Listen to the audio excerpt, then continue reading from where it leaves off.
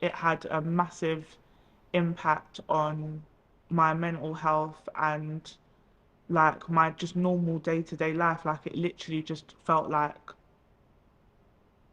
I was like in prison. Waiting can be hard, and it can be a lot harder when you're a victim or a defendant in a court case, potentially having to face a long time for justice.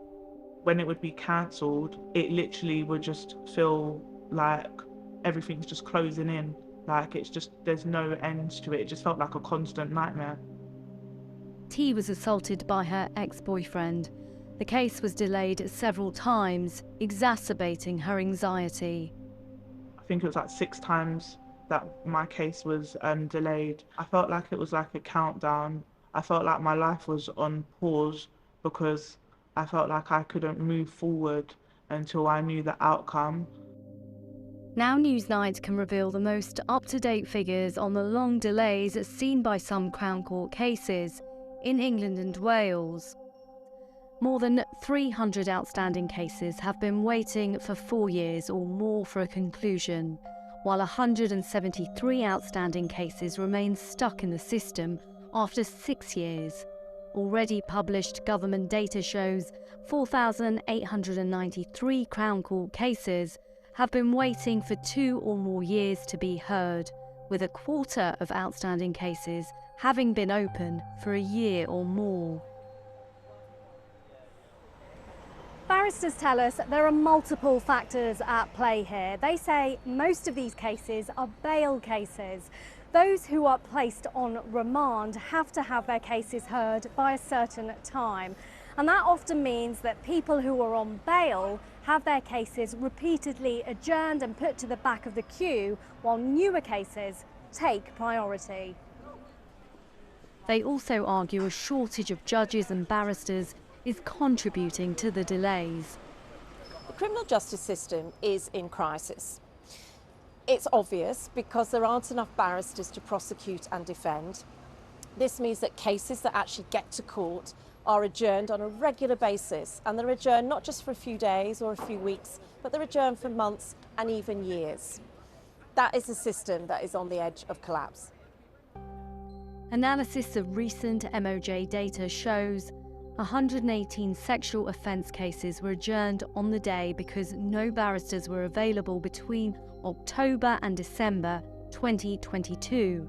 This represents a tenfold increase over the same timeframe in 2021, when 15 sexual offence trials were adjourned because no prosecution or defence barristers were available.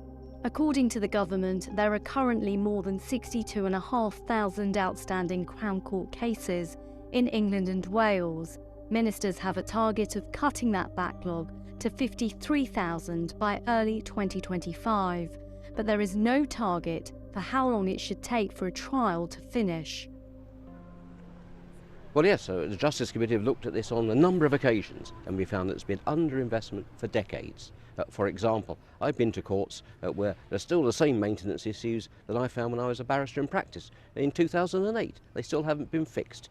And we're not talking about big sums. We're talking about less than 1% of public expenditure. Well under 1% goes on criminal justice. It's a fraction of a fraction that's involved here. And that's a minor sum to put into the pot to rectify what ought to be a world-class system.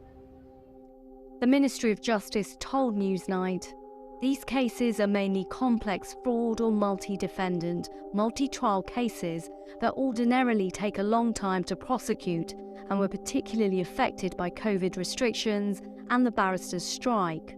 It says our work to speed up justice since the pandemic, including opening extra courtrooms, enabling remote hearings and lifting the cap on court sitting days, is paying off, with the average prosecution now completed within 10 months and falling. There have been 5 changes of Justice Secretary in just 18 months, each one having to get across their brief and the way their department works. The Conservative Party has long called themselves the party of law and order, but these long delays in the criminal justice system have been seized upon by the opposition. But away from politics, for those waiting for justice, the impact can be devastating. Even though the scars and the bruises and the marks have gone, mentally, it still affects me like it was yesterday.